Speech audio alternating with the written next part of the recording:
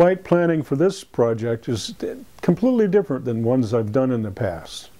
A lot of flying I've done was gathering engineering data, and this one is closer to a scenic flight. My first interest probably stimulated by my two hobbies being videography and flying, and this puts them both together. In this case, we had to fly a strict route that would cover the subject of a zigzagging creek, not being able to see it from the airplane. We had to fly at a particular altitude. That is above the creek itself because it's sloping, at a particular speed, so it presented smoothly. A complication of the sloping along that creek. The creek falls about 3,000 feet from the 22.5 miles that we were actually filming. And so you had to maintain this altitude and a constant speed to be able to give it a good presentation. But the route was the biggest part, and then, you know, GPS is the best thing to help that with.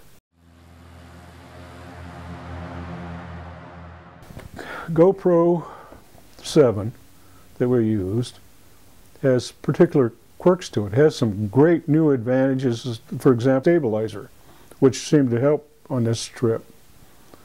But we didn't know for sure just exactly at the angle of the bank what it's going to actually do to the footprint of the frame. And so we had to actually experiment with it. The Cessna 180's gear was a perfect place to hang the cameras. And it seemed to work out all right. Nothing got in the way, and we never saw the propeller, and it worked out pretty well.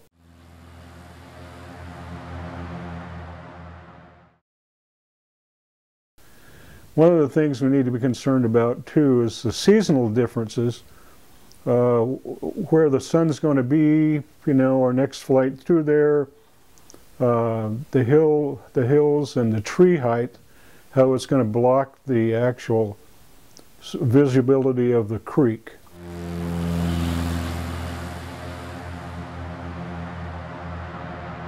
The transponder's a required instrument, and it's a safety instrument to help them with separation between aircraft, and as well as they can pay attention to what you're doing. The way that they can track us in their space, we have transponders that actually squawking a code spells out where we are, as well as the radar fix itself.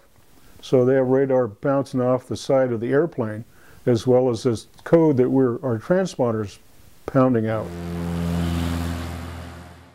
One of the biggest things I was surprised at was how close the pilot, Howard Pincus, was able to fly the course. And because he couldn't see the creek, he's flying from these GPS coordinate points and making turns so that the airplane is not banking too steep. So he was having to use his own judgment as well as using very technical information. You know, using instruments, the more experience you have and the more recent experience you have helps out. And his had a long experience of flying complicated routes.